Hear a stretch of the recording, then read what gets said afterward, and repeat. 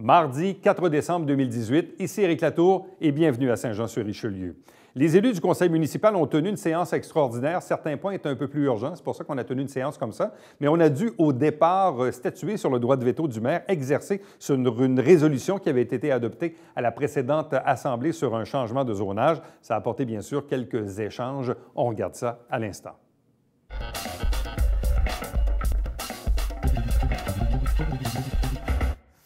Donc, je vous informe que suite à la dernière séance de la semaine passée, j'ai apposé mon veto contre les deux règlements qui ont été adoptés par le Conseil la semaine passée, les règlements 1661 et 1670. Donc, la raison pour laquelle j'ai apposé mon veto, c'est que j'estime beaucoup plus sage pour le Conseil d'attendre la décision du tribunal administratif du Québec qui va se prononcer sur le changement de zonage. Comme vous savez, la CPTEQ s'était objectée au changement de zonage du terrain. Donc, j'estime qu'il serait plus sage pour le Conseil d'attendre cette décision-là avant de venir changer son schéma le zonage du terrain. Donc,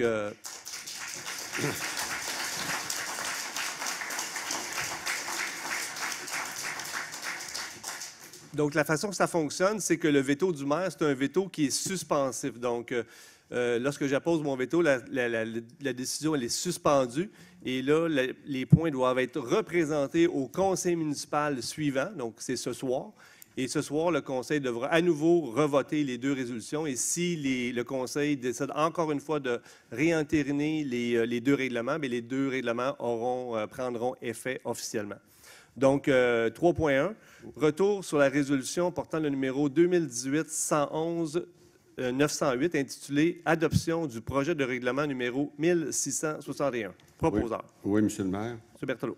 Je propose que le conseil municipal maintienne les termes de la résolution numéro 2018-11-0908 adoptée le 27 novembre 2018 et intitulée « Adoption du projet de règlement numéro 1661 ». En conséquence, que soit adopté tel que soumis le projet de règlement portant numéro 1661. Oui, Monsieur le greffier, j'aimerais... Juste un instant, est-ce que quelqu'un appuie cette résolution?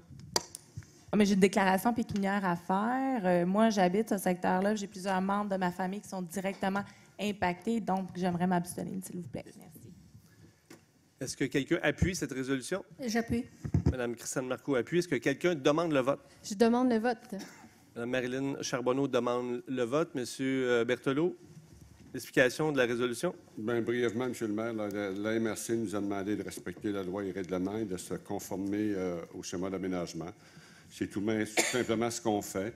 Ça veut, c'est pas une décision pour l'avenir, pour le futur, sur la construction d'un parc ou pas. S'il y a lieu, il y aura des consultations et tout.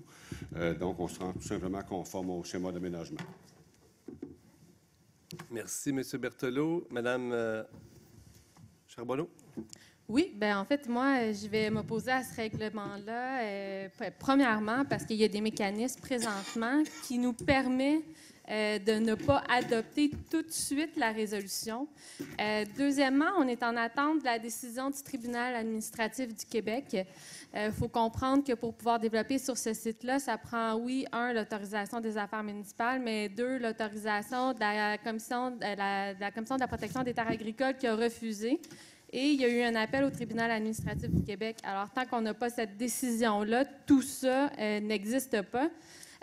Aussi, le projet tel que présenté a été fait dans le cadre de la venue d'une entreprise, finalement, qui s'est désistée, qui ne vient plus au Québec. Il n'y a plus d'urgence du tout pour développer ces 87 hectares-là. Il y a beaucoup d'impacts qui vont directement sur les résidents. Hein, on parle de la qualité de vie.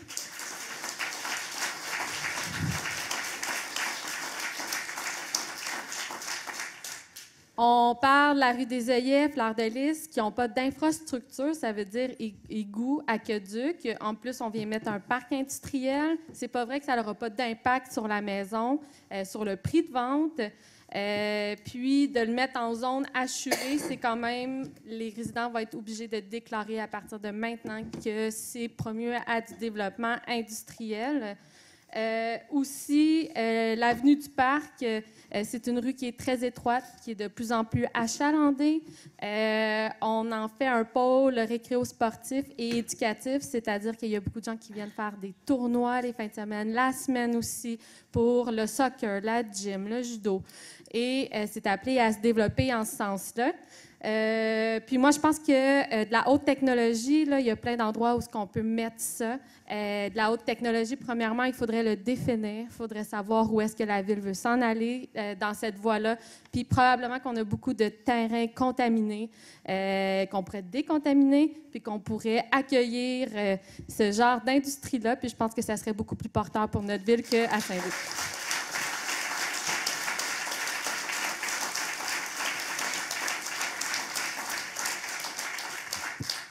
Merci, Marilyn. Quelqu'un souhaite s'exprimer en faveur de la résolution? Oui, Monsieur le maire. Mme Marcoux. Moi, je vais faire un petit peu d'historique du dossier. Premièrement, ce soir, on se conforme au schéma d'aménagement de la MRC qui est en vigueur depuis plus d'1 an. On parle d'un dossier qui ne date pas d'hier. C'est un dossier qui date de 2004. Déjà, en 2004, quand la MRC a fait sa révision du schéma d'aménagement, on savait qu'il fallait identifier, qu'on avait la nécessité d'aller identifier des espaces industriels dans la région. À ce moment-là, on avait mis 120 hectares du côté d'Iberville. Après des études géotechniques, on s'est rendu compte que les terrains n'avaient pas la portée qu'on aurait voulu. On ne pouvait pas accueillir de bâtiments de grande surface ni de charges de bâtiments avec des charges importantes. Il faut se rappeler qu'en 2016-2017, quand on est revenu avec le dossier, il y a eu des études qui ont été faites. Il y a la compagnie LGP Stratégie Immobilière et EB Data qui ont fait des études. L'étude de LGP, elle a démontré clairement que dans la MRC, il ne restait que dans toute la MRC, là, parce qu'un parc industriel, il n'y en a pas seulement qu'à Saint-Jean, il y en a un à La Colle, il y en a un à Saint-Alexandre. On parle de 9,8, entre 9,8 et 15 hectares qui restent seulement dans toute la MRC. Et eux mettaient comme chiffre, on parle de 5 à 7 ans pour écouler les terrains vacants. Ce qui veut dire qu'en 2017, 7 ans, si on met le plus long, en 2024, il n'y aura plus aucun terrain industriel à Saint-Jean. Le règlement de la MRC est adopté, a été signé par le ministre en novembre 2017. On fait également de la compensation. On prend 87,4 hectares et on compense avec 87,4 hectares. Il ne faut pas penser non plus, parce qu'il y avait des critères pour faire la compensation, il ne faut pas penser qu'on compense avec des terres de roche. Il fallait que ce soit des terres qui étaient déjà cultivées.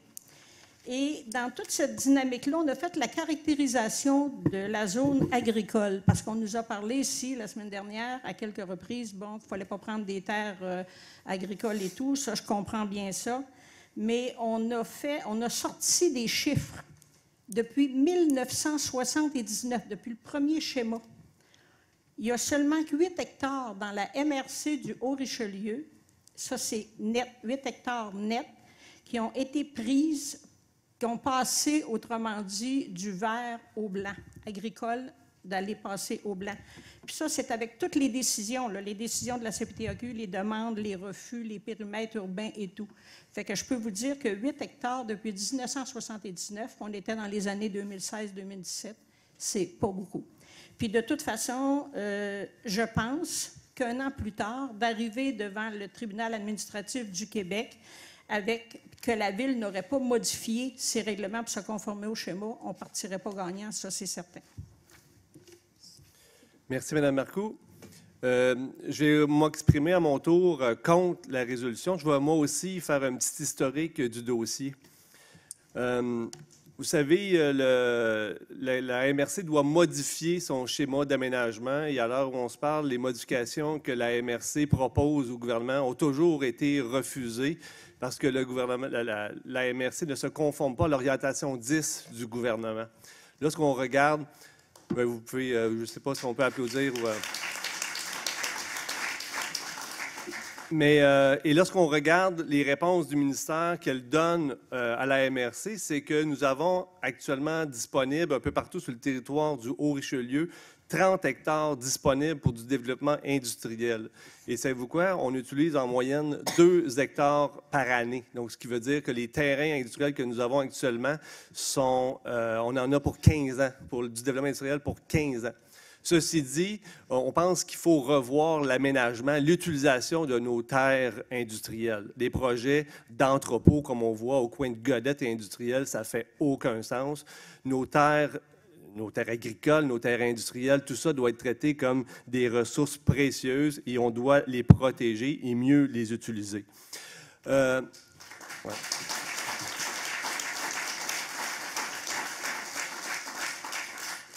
En pleine campagne électorale, mon prédécesseur, M. Fecteau, a fait l'annonce que la Ville était en pourparlers. Il y avait une annonce, une entreprise gigantesque, un coup de maître était pour... on ne pouvait pas vous en parler, c'était confidentiel, mais on était pour attirer une magnifique entreprise qui allait créer 3000 emplois, sans jamais mentionner c'était quoi tout ça. On a appris finalement par la suite, quand moi je suis arrivé en poste, on m'a dit hey, by the way, allez...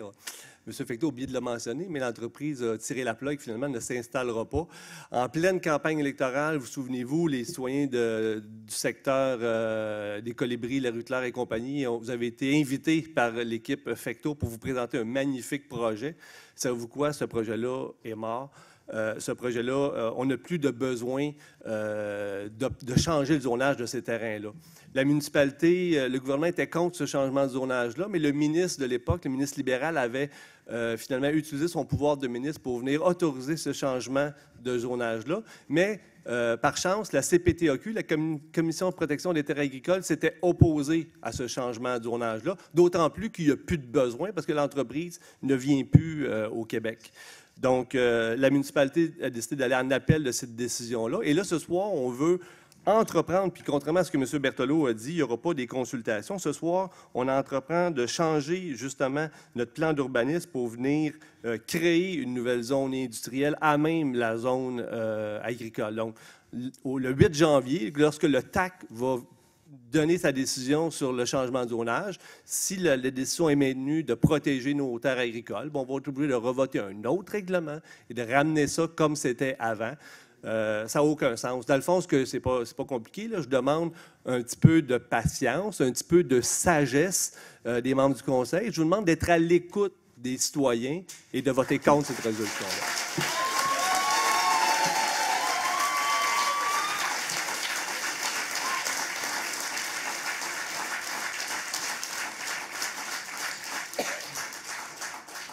Quelqu'un souhaite s'exprimer en faveur de la résolution?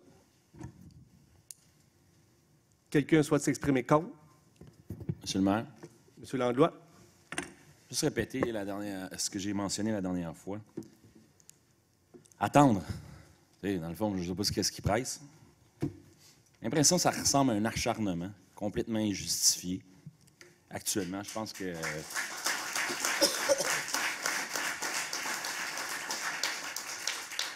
Tu sais, dans le fond, c'est quoi notre travail d'être conseiller municipal? C'est de représenter les gens, c'est de représenter la population dans laquelle on est. Je pense que Marilyn fait un bon travail, right? Puis, je comprends pas l'acharnement complètement injustifié de l'ensemble du conseil d'aller contre son conseiller municipal qui représente bien sa population. Je trouve ça vraiment pas correct. Ça, je tiens à le mentionner. Ça, pour moi, là-dedans, dans des situations comme ça, on reste et avant tout la personne qui représente notre secteur. Et je pense qu'elle est près des citoyens, elle est près des gens qui sont là. Elle le fait bien. Fait que je ne comprends pas pourquoi juste repousser. On ne parle pas là, de complètement tout fermer. On attend juste la décision du gouvernement. Je pense que ça aurait été vraiment correct. Fait qu'à partir de là, j'ai l'impression que c'est...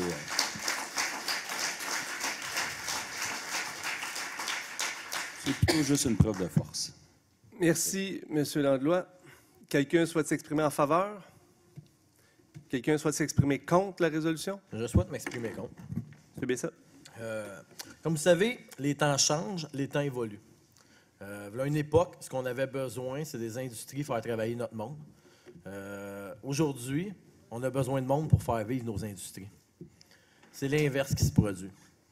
Si on veut pas punir nos industries qui sont locales, qui viennent d'ici puis qui travaillent depuis des années à faire marcher notre ville, on doit empêcher ce parc-là présentement pour pas qu'il y ait de cannibalisme entre les industries. Vous savez, promenez-vous dans le parc industriel à Iberville, à Saint-Jean, partout, nous embauchons.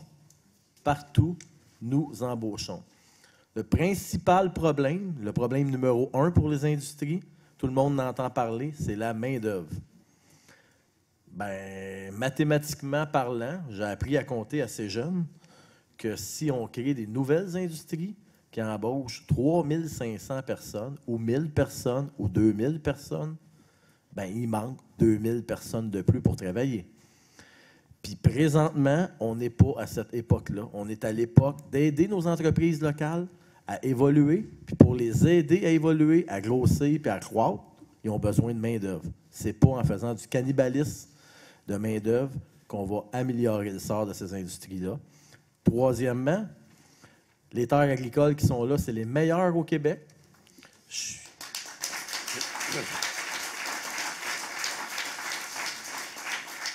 Ça serait agréable qu'on commence à considérer ça comme un joyau important. Bien, comme on dit souvent dans mon métier, tant qu'on se nourrit, tout va bien.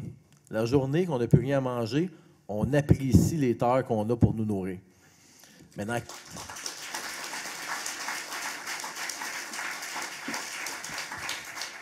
dans quelques années, peut-être que là c'est un peu tôt, souvent des fois les décisions sont un peu tôt, dans quelques années, on va apprécier notre région avec son économie de la façon qu'elle est faite, avec des parcs industriels, avec des terres agricoles, puis avec des citoyens qui sont heureux de vivre dans un climat qui fait bon vivre. Fait que je pense pour ces raisons-là, je vais être contre, parce que je ne veux pas nuire aux entreprises qui sont présentement, qui ont de la difficulté à embaucher, puis qu'on nuit présentement à leur croissance, puis je ne veux pas détruire nos terres agricoles. Merci.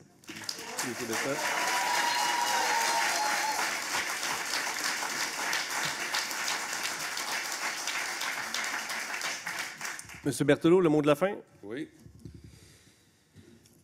Premièrement, M. le maire, cette décision-là a été repoussée. On aurait dû la prendre il y a déjà 1 an. Elle a été repoussée à la demande de Mme Marilyn Charbonneau, qu'on a accommodée pour un délai de 6 mois. Donc, c'est pour ça qu'on est rendu là ce soir.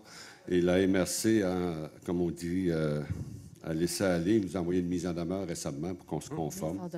C'est ce qu'on fait. On se conforme. Donc, je pense que il est inexact de prétendre qu'il nous reste 30 hectares de disponibles dans notre parc industriel. Si on va aller là-dessus, c'est inexact de dire ça.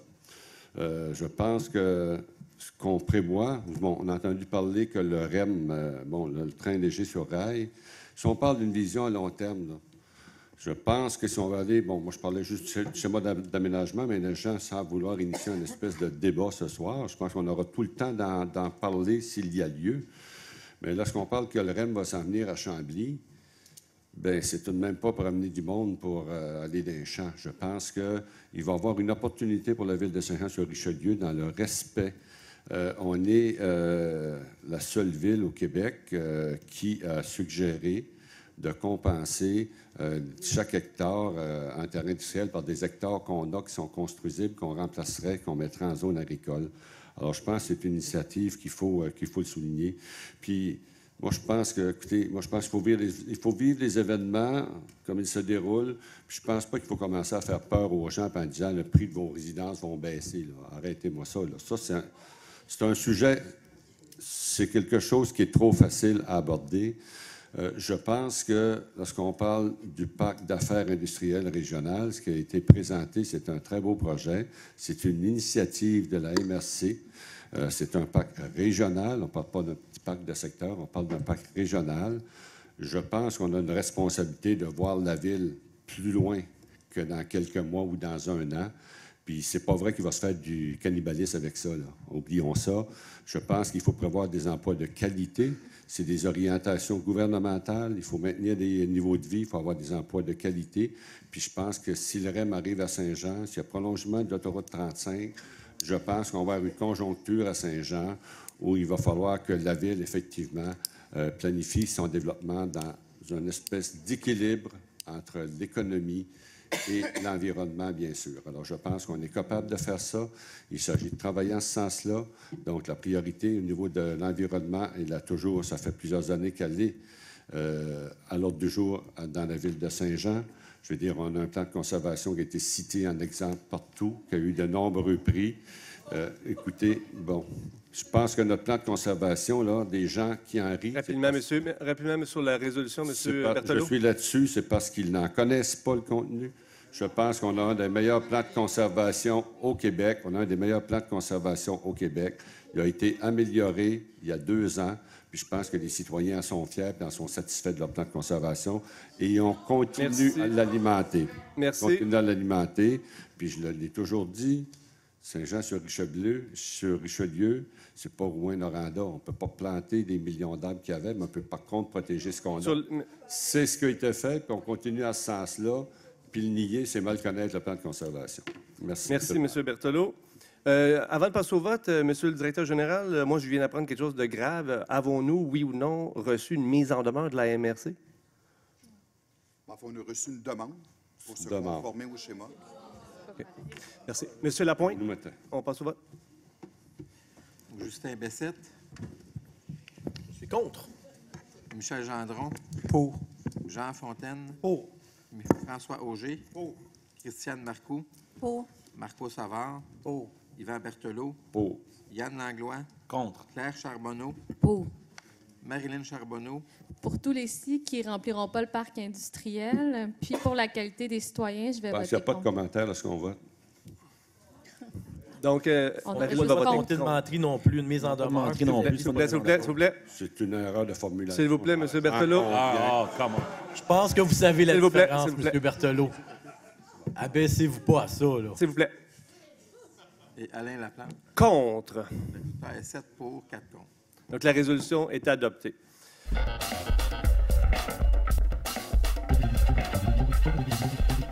Bonsoir, Mme Mété. Monsieur Laplante, tantôt, on a eu de l'information qui sont assez diversifiées. Madame Marcoux nous parle que 15 hectares qui seraient pour du développement industriel, parc industriel. Vous nous dites 30, le double. Elle nous mentionne qu'il y a 8 hectares seulement de terres agricoles qui ont été empiétées depuis 1979. Ces informations-là sont vraiment importantes pour les décisions que vous prenez ici. Est-ce que ces 2 points-là peuvent être validés auprès de la Commission de protection agricole, du territoire agricole? Est-ce que ces 2 points-là, c'est vraiment important comme information, là? Bien, j'imagine que oui. On pourra mettre... Moi, je peux répondre pour moi, là. Je peux vous dire que les chiffres que j'ai donnés ici ce soir, quand je parlais de qu'est-ce qui restait de terrain agricole dans la MRC, ce sont 2 études qui ont été faites, qui sont déposées à la MRC, sont probablement sur le site de la MRC, ça je ne pourrais pas vous dire par exemple.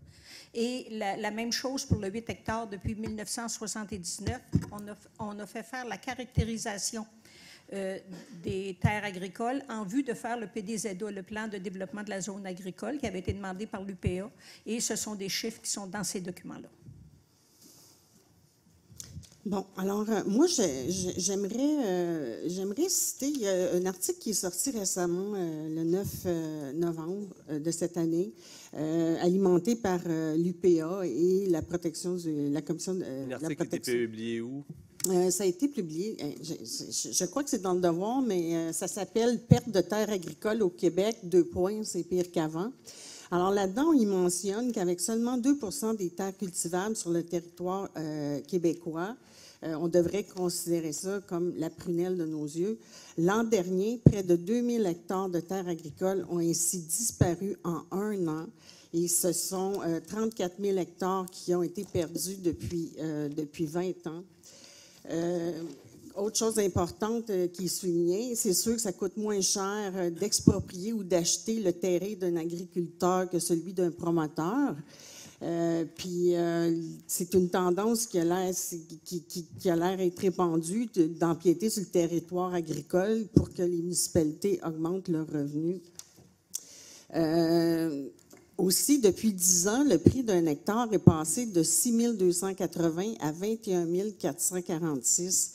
Concernant la transaction qui a été faite, j'avais écrit une lettre d'opinion là-dessus l'an passé.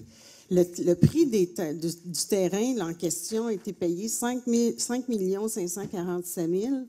Ce qui revient, parce que dans la moyenne, en Montérégie, le prix des terres agricoles est de 33 690 $. Pourquoi? Parce que c'est les meilleures terres au Québec, comme M. Bessette le disait tantôt.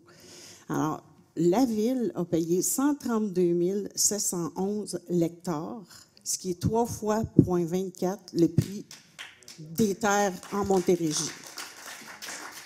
Alors, il y a un règlement d'emprunt de 6,2 millions là-dessus. Ça, c'est une autre question. Pourquoi? La Ville finit par être complice à l'ascension du prix des terres de façon vraiment incroyable. Et puis, l'achat des terres, il y a de plus en plus d'achats pour toutes sortes de raisons. Alors, moi, ce que je veux poser comme question, c'est est-ce qu'il y aura il n'y aura pas d'audience, j'imagine, pour la décision du tribunal administratif du Québec. Est-ce que les citoyens peuvent s'exprimer avant que le tribunal rende sa décision? J'avoue. Il n'y a pas de consultation, M. le directeur général, dans le cadre du TAC? Bien, en fait, il va y avoir des audiences. Une audience, c'est public. Donc, la population peut... Assister, mais pas... Mais effectivement, ce sont les procureurs, tant de l'UPA, de la MRC, de la Ville, qui vont évidemment délibérer. Donc, c'est pas une consultation, mais on peut assister.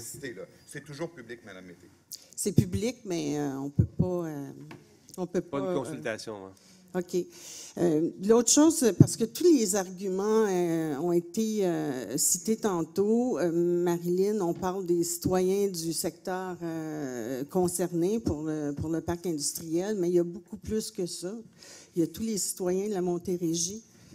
Pour les raisons qu'on parle tantôt, il y a 2 % des terres agricoles qui restent. Oui, on comprend que les villes augmentent, qu'on souhaite des nouvelles zones industrielles pour créer de l'emploi, pour augmenter les revenus des municipalités, mais la population augmente aussi. Mais est-ce qu'il n'est pas plus important de conserver ces terres pour nourrir la population que pour servir à des fins qu'on ne sait pas quoi encore?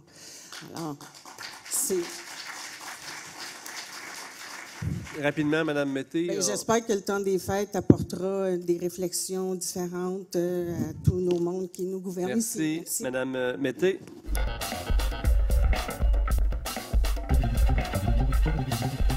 Madame Anaïs Bureau. Bonsoir, suivi de Maxime Tremblay. Bonsoir. Bonsoir. Donc, Anaïs Bureau de la rue Claire. Tout d'abord, j'aimerais remercier tous les résidents du quartier qui se sont déplacés ce soir malgré les horaires chargés, malgré les journées de travail parfois tardives, malgré les enfants que certains ont même dû amener faute d'avoir une gardienne. Des résidents qui ont choisi de se déplacer pour venir s'exprimer contre un projet pour lequel on n'a pas été consulté et peu ou pas informé, ce qui en a quand même choqué beaucoup. En tant que citoyen, on se demande s'il existe de l'information, si ce serait possible de l'obtenir au niveau de l'impact tant économique, au niveau de la valeur de nos terrains, de nos maisons, qui va être, malgré ce qu'on peut entendre, grandement affecté par un projet industriel. On s'entend qu'il n'y a pas beaucoup de gens qui aimeraient avoir une industrie dans leur cours. Autant au niveau de l'impact environnemental, on est adossé à ce terrain-là. Ça va avoir un impact direct, non seulement sur les terres agricoles, non seulement sur l'environnement, mais directement sur nous, et finalement sur l'impact social d'un tel projet. OK, bien, merci pour votre commentaire. Donc, en tant que citoyen, on apprécierait beaucoup d'être au moins informé pour savoir au niveau de ces choses-là. Et merci pour votre intervention. Merci.